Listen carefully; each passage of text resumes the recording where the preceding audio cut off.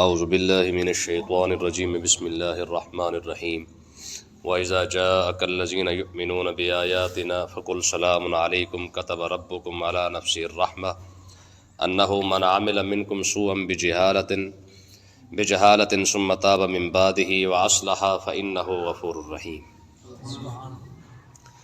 کل کے سبق کے اندر ہم نے غریبوں اور امیروں کے متعلق پڑھا تھا کہ جب کفار مکہ نے غریبوں کے متعلق باتیں کی کہ یہ آپ ان کو ہٹا دیں تو پھر ہم آپ کے پاس بیٹھیں گے، تو اسی بات کو اللہ تبارک و تعالیٰ نے آگے بیان فرمایا ہے۔ فرمایا کہ غریب ہونا یا امیر ہونا جو کچھ بھی ہے، ٹھیک ہے، یہ محض رب کے کرم سے۔ اگر کوئی امیر ہے تو اس کو بھی رب نے ہی دیا ہے، اگر کسی کو غریب رکھا ہے تو یہ بھی رب کی مرضی پر ہے، ٹھیک ہے۔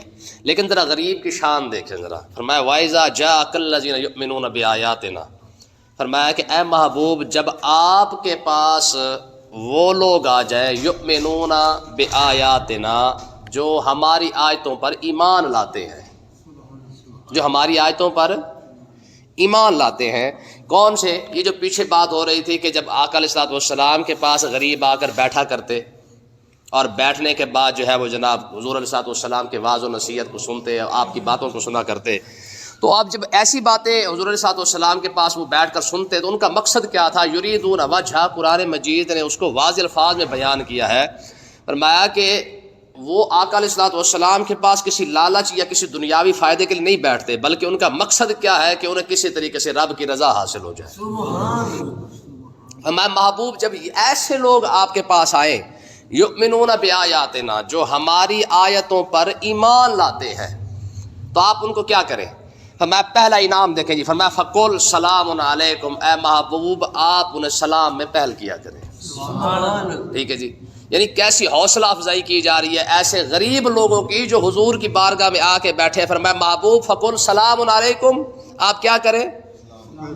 جیسے وہ آئے آپ انہیں سلام کریں۔ کیوں؟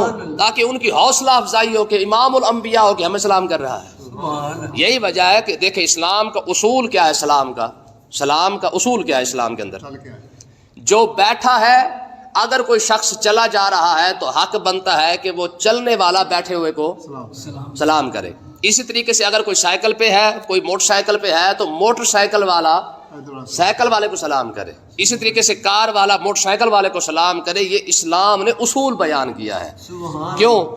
ایک تو اس کے اندر آکڑ پیدا نہیں ہوگی، غرور اور تکبر پیدا نہیں ہوگا، بڑی سواری کا وہ نخرہ نہیں کرے گا۔ فرمایا دوسری بات یہ ہے کہ جب بڑا بندہ اسلام کے لیے پہل کرتا ہے، سلام کے لیے پہل کرتا ہے، تو اللہ تعالیٰ سلام پہل کرنے والے کو زیادہ ثواب عطا فرماتا ہے۔ جیسے میں ہم نے پہلے غالباً ایک حدیث پاک پڑھی تھی کہ جو شخص سلام کرتا ہے اللہ تعالیٰ اسے 90 نیکی عطا فرماتا ہے، جو سلام کا جواب دیتا ہے اسے 10 نیکی عطا فرماتا ہے۔ ٹھیک ہے جی، ہاں اگر دونوں ہی پہل کرنے والے ہوں تو دونوں کی نیت پر ہے کہ اللہ تعالیٰ دونوں کو ثواب عطا فرما دے، اجر عطا فرما دیتا ہے۔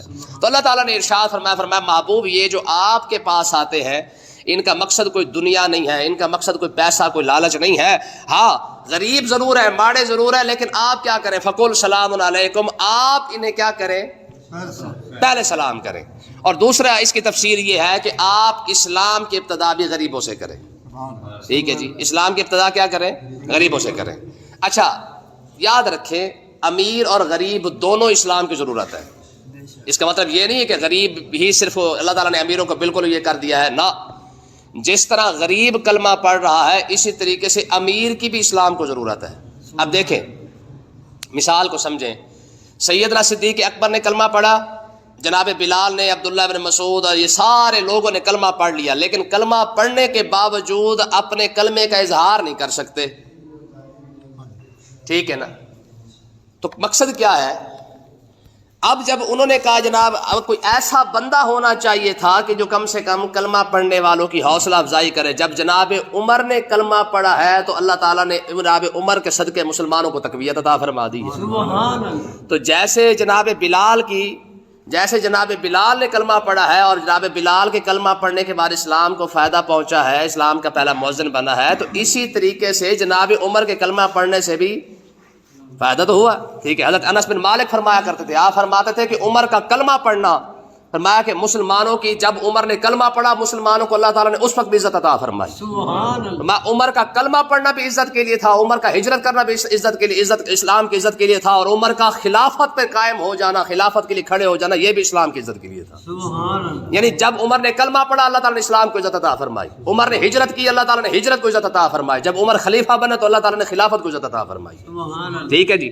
تو اسی طریقے سے دیکھیں حضرت عثمان غنی رضی اللہ تعالیٰ نے پیسے والے ہیں, جب انہوں نے کلمہ پڑھا پیسہ کمایا, پیسہ کما کے جب اسلام کی خدمت کی تو بہت سارے کام جو ہے وہ حضرت عثمان غنی کی وجہ سے ہوئے ہیں, جیسے وہ کنواں خریدا بیر روما.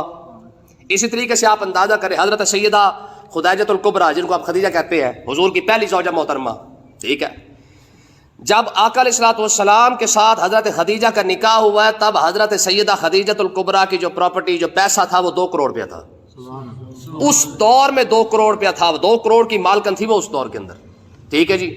ہمارے مفسرین نے لکھا ہے, وہ کہتے ہیں کہ اگر 100 اونٹ تجارت کے لیے جایا کرتے تھے نا, کاروبار کے لیے, امپورٹ ایکسپورٹ کا جو کام تھا, ٹھیک ہے, میں اگر 100 اونٹ جاتے تو 100 میں سے 10 اونٹ اہل مکہ کے ہوتے تھے اور 90 اونٹ صرف اور صرف حضرت سیدہ خدیجۃ الکبریٰ کا ہوتا تھا. اتنی بڑی کاروباری شخصیت, یہ عورتوں کے لیے کتنی بڑی مثال ہے کہ آج جو کہتے نہیں جی ہمارا تو گزارا نہیں ہوتا ہے, باہر یہ کریں وہ کریں, باہر نکل کے سارا کچھ ہونا ہے. سیدہ خدیجۃ الکبریٰ سلام اللہ تعالیٰ علیہ 1400 سال پہلے حضور کی زوجیت میں بھی آنے سے پہلے وہ اتنی بڑی کاروباری شخصیت تھی کہ 90 اونٹ جو ہے وہ اکیلا ان کا جایا کرتا تھا. 2 کروڑ کی مالکن. پھر جب جب حضور صلی اللہ علیہ وسلم کے ساتھ شادی ہوئی, حضور نے اعلان نبوت کیا تو سب سے پہلی اس امت کی بنیاد رکھنے والی بھی حضرت خدیجۃ الکبریٰ ہے. سبحان اللہ. یاد رکھیں سیدنا صدیق اکبر نے بھی کلمہ بعد میں پڑھا ہے, ٹھیک ہے, لیکن سب سے پہلی امتی اس امت کے اندر حضرت سیدہ خدیجۃ الکبریٰ ہے, جنہوں نے اس امت کی باقاعدہ بنیاد رکھی ہے. بعد میں آ کے مرد عورتیں کلمہ پڑھتے گئے ہیں. یہ اور بات ہے کہ علماء نے پھر اس کے اندر جو ہے وہ فرق کیا ہے کہ مردوں کے اندر سب سے پہلے کون ہے, بچوں کے اندر پہلے کون ہے. یعنی مردوں کے اندر صدیق اکبر ہے, بچوں کے اندر مولا علی ہے, اور عورتوں کے اندر حضرت سیدہ خدیجۃ الکبریٰ ہے. لیکن مردوں اور عورتوں سب کو ہٹا دینا, پھر بھی سب سے پہلی شخصیت جس نے امت کی بنیاد رکھی ہے وہ حضرت سیدہ خدیجۃ الکبریٰ ہے. اور یہ عورتوں کے لیے کتنی بڑی بات ہے کہ اس امت جس کو سب سے بڑی امت کنتم خیر امت جس کو کہا گیا ہے جی, امت مرحومہ جس کو کہا گیا ہے, ٹھیک ہے جی, سب سے بڑی امت ہے, اس کی بنیاد امتی کی لحاظ سے رکھنے والی ایک عورت ہے. کتنی بڑی حوصلہ افزائی ہے. ٹھیک ہے. تو بہرحال اللہ تعالیٰ نے ارشاد فرمایا محبوب یہ جو کلمہ پڑھنے والے ہیں, جو ایمان لانے والے ہیں, فقل سلام علیکم, آپ انہیں سلام بھی فرمائیں, اور ان کو یہ دوسری بات بھی ارشاد فرما دیں, فرمایا کاتب ربکم علی نفس الرحمہ, میں او کلمہ پڑھنے والوں تمہیں مبارک ہو, رب نے اپنے ذمہ کرم پر رحمت کو لازم کر لیا ہے. سبحان اللہ. ٹھیک ہے جی. ہاں, رب جب بھی فرمائے گا تم پر رحمت ہی فرمائے گا. ٹھیک ہے جی. یعنی اپنے ذمے جو رب نے کام لیا ہے نا وہ رحمت کا لیا ہے, لیکن ہے کس کے لیے؟ یؤمنون بآیاتنا, جو ہماری آیتوں پر ایمان لانے والے ہیں. تو اس کا مطلب یہ ہے کہ رحمت صرف اور صرف مسلمان کے لیے ہے, غیر مسلم کے لیے نہیں ہے. غیر مسلم کی اب پھر سوال اٹھتا ہے غیر مسلم کے لیے اگر رحمت نہیں ہے تو آج تو ساری ترقی غیر مسلم کر گئے ہیں, تو یہ صرف دنیا داری کے لحاظ سے ہے, آخرت میں ان کا کوئی حصہ نہیں ہے. ٹھیک ہے جی. آقا علیہ الصلوۃ والسلام نے ارشاد فرمایا کہ قیامت کے دن اللہ تبارک و تعالی 100 میں سے 99 بندوں کو جہنم میں ڈالے گا. 100 میں سے 99 بندے کو اللہ تعالیٰ جہنم کے اندر ڈالے گا. عرض کی یا رسول اللہ. دوسری مثال ایک اور حدیث پاک ہے, حضور نے ارشاد فرمایا کہ جہنم کے اندر اگر بیل ہو نا کالا تو اس کے اندر سفید داغ لگا ہو, تو کالے بیل کے اندر, بیل کے اوپر جتنا نشان ہے نا کالے کے سارے جہنم میں جائیں گے, سفید جتنا داغ ہوگا اتنے سارے لوگ جنت کے اندر جائیں گے. صحابہ نے عرض کی یا رسول اللہ اگر یہ بات ہے کہ 100 میں سے ایک نے جنت میں جانا ہے تو پھر ہم میں سے کون جائے گا؟ یعنی ہم سے مراد پوری امت ہے. صحابہ تو ظاہر ہے ویسے ہی رضی اللہ عنہ کی سند ہے ان کے پاس. تو آقا علیہ الصلوۃ والسلام نے ارشاد فرمایا صحابہ تم کیا سمجھتے ہو کہ تم بہت زیادہ ہو؟ فرمایا میری ساری امت ایسی ہے جیسے 100 میں سے ایک ہی ہو. سبحان اللہ. تو اشارہ سمجھ آیا کہ نہیں آیا؟ اس کا مطلب یہ ہے کہ سارے لوگ جہنم میں جائیں بھی صحیح تو پھر بھی اللہ تعالیٰ میرے صدقے میری امت کو جنت عطا فرما دے گا. یعنی یہ اتنے زیادہ ہے ہی نہیں, حالانکہ کتنے زیادہ 1400 سال ہو گئے ہیں. ٹھیک ہے جی. ایک اور حدیث پاک دیکھیں, سرکار آقا علیہ الصلوۃ والسلام نے ارشاد فرمایا صحابہ یہ دیکھیں یہ حدیثیں موجود ہیں, لیکن ہماری مصیبت یہ بنی ہے کہ اس حدیثوں کا ناجائز فائدہ اٹھایا گیا ہے. ٹھیک ہے نا جی. یعنی رحمت والی اور پیار محبت والی اور یہ جو میٹھے میٹھے والی حدیثیں سن سن کے نا ہماری قوم کا بیڑا غرق ہوا ہے، وگرنہ حدیثیں تو سبحان اللہ. آپ دیکھیں جو حدیث پاک دیکھیں، آقا علیہ الصلوۃ والسلام نے ارشاد فرمایا قیامت والے دن اللہ تعالیٰ میری امت کے ایک ایک بندے کے بدلے میں یہودی اور عیسائی کو جنت میں ڈال کر میری امت کو جو ہے شفاعت عطا فرما کے جنت عطا فرما دے. سبحان اللہ. ٹھیک ہے، حدیثیں تو موجود ہیں کہ قیامت کے دن امت مصطفیٰ کے ہر شخص کے بدلے میں ایک ایک یہودی یا ایک عیسائی کو جنت میں ڈال دیا جائے گا اور امت مصطفیٰ کو بچا لیا جائے گا. لیکن اس کا فائدہ ناجائز اٹھایا ہے، اس امت نے ناجائز فائدہ اٹھایا ہے. حقیقت یہی ہے. کل میں پڑھ رہا تھا، بلکہ ایک کلپ بھی آیا تھا اپنا ٹک ٹاک پہ آیا تھا، تو انہوں نے کہا جی 2-3 باتوں نے اس امت کو برباد کر دیا ہے. پہلا، اسلام امن کا درس دیتا ہے، اس جملے نے اس امت کو برباد کیا ہے. اسلام امن کی بات کرتے کرتے آدھی امت دے بیٹھے ہیں. غیرت نہیں جاگ رہی نا پوری امت مسلمہ کی. فلسطین کے ساتھ کیا ہو رہا ہے جی، سب کو ایک رٹائی بات ہے کہ اسلام امن کا درس دیتا ہے، اگلوں نے آدھی امت برباد کر دی ہے، یہ ابھی اسلام امن کا درس دینے والی بات کر رہے ہیں. اور دوسرا فکرہ، پردہ دل کا ہوتا ہے، پردہ دل کا ہوتا ہے. نتیجہ یہ نکلا ہے کہ ہماری زنانیوں نے سارے کپڑے بھی اتار کے رکھ دی ہیں. پہلے دوپٹہ سر پہ تھا، بڑی چادر تھی، پھر چادر سے دوپٹہ آیا، دوپٹے سے پھر گلے میں آیا، پھر گلے سے بھی فارغ. کیوں؟ کیونکہ پردہ تو دل کا ہوتا ہے. ٹھیک ہے، ان چیزوں نے ہمیں برباد کیا ہے. تو بہرحال اللہ تعالیٰ نے ارشاد فرمایا، دیکھیں اس سے بڑی بات فرمایا انہ من عامل منکم سوءا بجہالۃ. فرمایا محبوب ان میں سے یہ جو صاحب ایمان لوگ ہیں نا، یاد رکھیں صاحب ایمان کا مطلب کیا ہے؟ جو اسلام کو صحیح طریقے سے مانے. ٹھیک ہے جی، جو روز رات دن سویرے شام جناب تعریفیں انگریزوں کی کرے. نہیں تو وہ تو بہت اچھے بندے ہیں. آپ کوئی اچھا بتائے نا کہ فلسطین کے اندر اسرائیل کیا کر رہا ہے؟ نہ اس نے ہسپتالوں کو چھوڑا ہے، نہ کیمپوں کو چھوڑا ہے، حتیٰ کہ جو کربلا کا منظر تھا، پانی وہاں پہ ختم ہو گیا تھا، پانی تو اس نے بھی بند کر دیا ہے. آپ ان ٹھیکیداروں کو کون سمجھائے گا؟ ٹھیک ہے. تو اللہ تبارک و تعالیٰ نے ارشاد فرمایا محبوب یہ صاحب ایمان کے لیے اور خوشخبری دیکھیں. فرمایا انہ من عامل منکم سوءا بجہالۃ، اگر تم میں سے کوئی بندہ غلط کام کر لے، بجہالت نادانی کی وجہ سے، کوئی گناہ کر لے، کوئی بے وقوفی کر لے، کوئی گناہ کر لے، غلطی کر لے، لیکن کرے کیسے؟ بجہالت نادانی کی وجہ سے. یعنی انسان ہے نا، صاحب ایمان ہو، گناہ کر بیٹھا ہے لیکن نادانی کی وجہ سے کر بیٹھا ہے، تو کیا کرے؟ ثم تاب من بعدہ، اس کے بعد توبہ کر لے، واصلح، اپنی اصلاح کر لے، فانہ غفور الرحیم، رب بخشنے والا بھی ہے، مہربان بھی ہے. سبحان اللہ. ٹھیک ہے جی. دیکھیں یہ صاحب ایمان بندے کے لیے یہ انعامات ہیں. کیونکہ غریبوں کی بات چلی تھی تو یہ سارا انعام اللہ تعالیٰ نے غریبوں کے کھاتے میں ڈال کے پوری امت کو جو انعام عطا فرمایا. فرمایا کہ اگر کوئی شخص صاحب ایمان ہو، گناہ کر بیٹھے. دیکھیں قرآن مجید اگر آپ پڑھ کے دیکھیں نا، فرمایا فمن تاب من بعد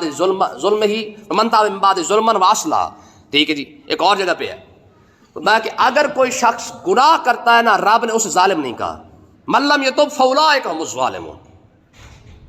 جو شخص گناہ کرتا ہے رب اس نے اسے ظالم نہیں کہا. گناہ کرنے والا ظالم نہیں، لیکن قرآن نے من لم یتب فاولئک هم الظالمون فرمایا گناہ کے بعد توبہ نہ کرنے والا ظالم ہے. دیکھیں جی، غلطی ہو گئی نا، غلطی کا بہترین حال یہ ہے کہ بندہ شرمندہ ہو کے معافی مانگ لے. ٹھیک ہے جی. وہ شیطان خبیث سے کیا ہوا ہے؟ ایک غلطی کر بیٹھا ہے، آکڑ گیا ہے، اور آکڑنے کے بعد اس نے اوپر سے دلیلیں دینا شروع کر دی. رب نے فرمایا ہاں بھائی، اور تو سجدہ کیوں نہیں کرتا؟ اس نے کہا جی میرا جیسے میری مرضی. یہی کہا نا اس نے، شیطان نے بھی تو یہی نعرہ لگایا کہ میرا جیسے میری مرضی، کرا کرا، نہ کرا نہ کرا. تو اللہ تعالیٰ نے فرمایا قرآن مجید آپ دیکھیں، فرمایا ابا، ایک تو اس نے انکار کیا، سجدہ نہیں کیا، اور اگلا اس نے کیا کیا؟ فرمایا واستکبر، تکبر بھی ساتھ کیا ہے، آکڑ بھی گیا ہے.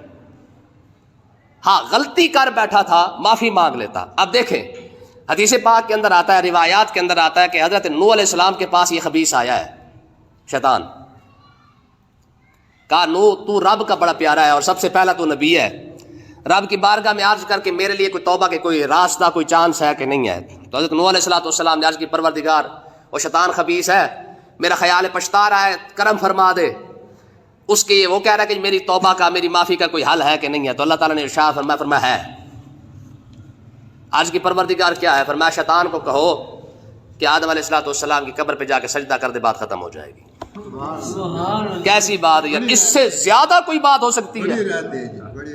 اور یہ کچھ بھی نہیں ہے. اگلی بات دیکھیں، آقا علیہ السلام نے ارشاد فرمایا قیامت کے دن جب جنتی جنت میں جا رہے ہوں گے، جہنمی جہنم میں جائیں گے، تو اللہ تبارک و تعالیٰ فرمائے گا شیطان لے ان کو پکڑ کے اس کو جہنم میں ڈال دو. تو یہ بڑا افسوس کر رہا ہوگا، کاش کہ میں بھی آج جہنم میں نہ جاتا. تو اللہ تعالیٰ فرمایا جہنم میں نہیں جانا چاہتا، آدم کو سجدہ کر لے.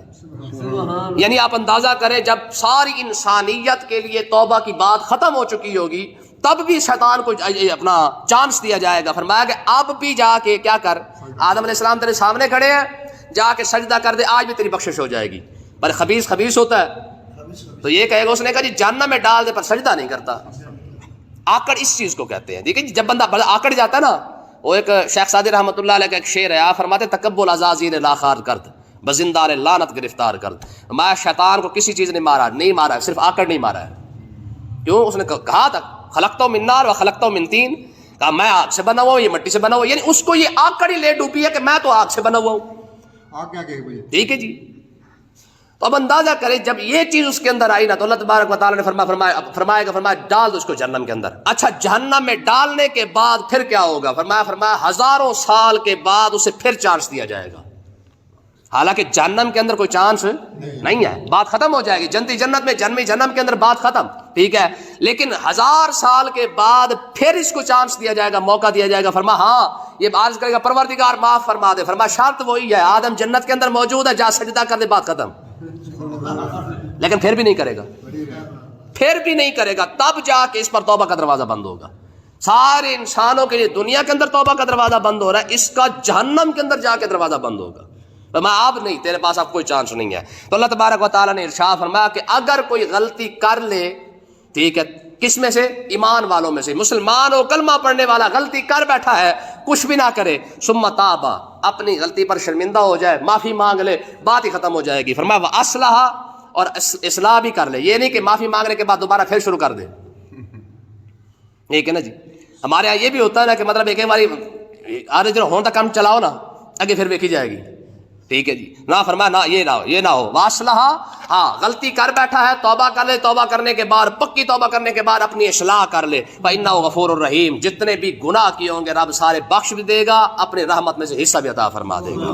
اور آگے دیکھیں فرمایا وَكَذَلِكَ نُفَصِّلُ الْآيَاتِ، فرمایا یار ہم تو اس طرح اپنی آیتیں بیان کرتے ہیں، ہم ایسے اپنی آیتیں بیان کرتے ہیں. قرآن دیکھیں نا جی، قرآن کے اس سے واضح اور کیا باتیں ہوں گی. تو ہم تو بھائی نفصل الآیات، ہم تفصیل کے ساتھ اپنی آیتیں بیان کرتے ہیں. کیوں؟ وَلِتَسْتَبِينَ سَبِيلُ الْمُجْرِمِينَ، تاکہ مجرموں کا جو راستہ ہے وہ واضح ہو جائے. ایک نیکوں کا راستہ ہے، ایک مجرموں کا راستہ ہے.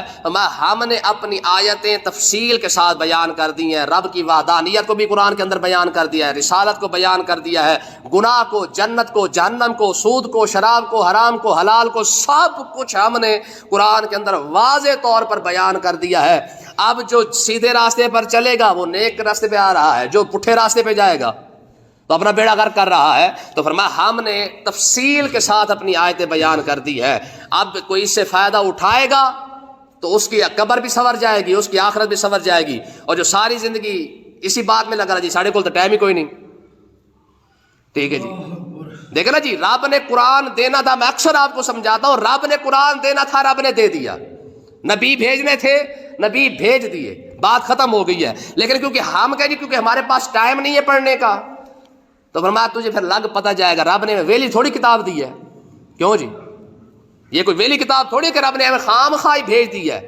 آپ قرآن مجید پڑھ کے دیکھیں نا، فرمایا افحسبتم ان تدخلوا الجنۃ ولما یعلم اللہ الذین جاہدوا منکم، فرمایا تمہارا کیا خیال ہے تمہیں ویلے ہی تمہیں جنت عطا فرما دیں گے؟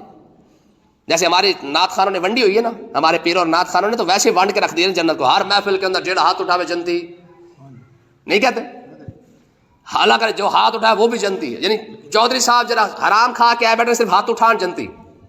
ٹھیک ہے جی. حاجی صاحب ذرا گپلا مار کے آئے بیٹھے ہاتھ اٹھان تو جنتی. ٹھیک ہے. فرمایا نا عام حسبتم ان تدخلوا الجنۃ ولما یعلم اللہ، یہ جنتی ہے. جس نے جنتی دیکھنے ہو نا وہ جنتی آج فلسطین کے اندر ہے. کیوں جی؟ اوپر سے بم برس رہے ہیں، نیچے قرآن پڑھ رہے ہیں. اے جنتی نے.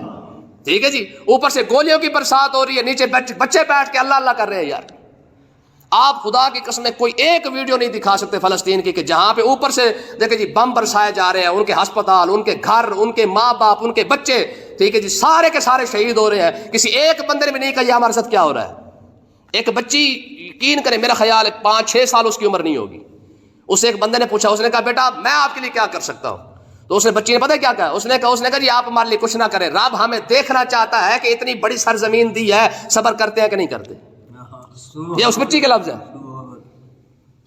ٹھیک ہے جی۔ یہ ہے جنتی لوگ، ٹھیک ہے جی، جو اتنی زیادہ مطلب ہے کہ برداشت کر رہے ہیں جناب۔ آپ حیران ہوں گے، یہ رپورٹ آئی تھی کہ ایٹم بم کے اندر جتنا بارود جاپان کے اوپر برسایا گیا تھا، اتنا ہی ایٹم بم کے جتنا بارود جو ہے فلسطین کے اندر برسا دیا گیا ہے، لیکن پھر بھی وہ بیٹھے ہیں، ڈٹے ہوئے ہیں۔ ایسے لوگوں کے لیے جنت ہے، ٹھیک ہے نا جی، کہ ہم خام خواہ ویل نعرے لگانے والے، ٹھیک ہے جی، ہم بھی جنتی۔ تو اس لیے نا قرآن مجید نے فرمایا حسبتم ان تدخلوا الجنۃ ولما یاتکم مثل الذین خلوا من قبلکم، فرمایا تمہیں تو پہلے لوگوں کی طرح آزمایا ہی نہیں گیا ابھی، ٹھیک ہے جی، ہمیں تو کنڈا لگ جانا تو ہماری 7 نسلوں تک جا کے دھاڑ ختم ہونی ہوتی ہے، لیکن وہ لوگ ہیں، خدا کی قسم ہے۔ اور ایک اسرائیلی کرنل نے نا، وہ کرنل تھا، جنرل تھا، پتہ نہیں کیا بلا تھا، اس نے اپنا کنٹینر کھولا، اس کے اندر وہ مرے پڑے تھے خبیث۔ اس نے کہا یہ 5 گھنٹے پہلے یہ یہودی مرے ہیں اور لاشوں کے اندر بدبو ہی ختم نہیں ہو رہی ہے، ٹھیک ہے نا۔ اور اس نے کہا یہ 15 دن پہلے ایک لاش ہم نے دیکھی ہے جو حماس کے لوگوں کی تھی، ٹھیک ہے، کہتے 15 دن پہلے وہ بندہ جو ہے وہ شہید ہوا ہے، اس کی خوشبو ہی ختم ہونے پہ نہیں آ رہی ہے، ٹھیک ہے نا جی۔ میں آپ کو حقیقت بتا رہا ہوں، کئی ویڈیو آپ اٹھا کے دیکھیں، ٹھیک ہے جی، وہ کہتے ہیں کہ غزہ کے اندر جو اس وقت جو سکون ہے نا، ان کی عورتیں ان کے بچے کہتے ہیں جو غزہ کے اندر جو سکون ہے نا، اس وقت جو سکون ہے وہ سکون کسی اور جگہ پہ نہیں ہے۔ حالانکہ یہ بات مجھے سمجھ نہیں آتی تھی کہ یار یہ غزہ کے اندر اب سکون کیسے ہوگا۔ میں نا آج ہی سوچ رہا تھا کہ ایک حدیث پاک، آپ بڑی مشہور حدیث پاک ہے، جب آقا علیہ الصلوۃ والسلام پر اوجڑی رکھ دی گئی تھی، حضور نے خود کیوں نہیں اٹھائی تھی؟ سیدہ فاطمہ الزہرا آئی تھی اور انہوں نے اوجڑی جا کے دور کر دی تھی، تب حضور نے سر اٹھایا تھا۔ حضور خود چاہتے تو حضور خود بھی سر اٹھا سکتے تھے نا، لیکن وجہ کیا ہے؟ یاد رکھیں، یہ اصول ہے، تکلیف اور دکھ کے اندر جتنا رب کو یاد کرنے کا جو مزہ ہے نا، وہ خوشی کے اندر مزہ نہیں ہوتا ہے۔ حضور نے سارے سجدے حرم کے اندر کیے ہیں، لیکن جس سجدے کے اندر حضور کے اوپر اوجڑی رکھ دی گئی ہے، ٹھیک ہے جی، حضور بھی تو رب کو دکھا رہا تھا کہ پروردگار دیکھ لے، تیرا محبوب ہونے کے باوجود اوجڑی سر پہ رکھ دی گئی، لیکن میں نے سر نہیں اٹھایا تیرے آگے سے، ٹھیک ہے نا جی۔ اللہ تعالیٰ سمجھنے کی توفیق عطا فرمائے۔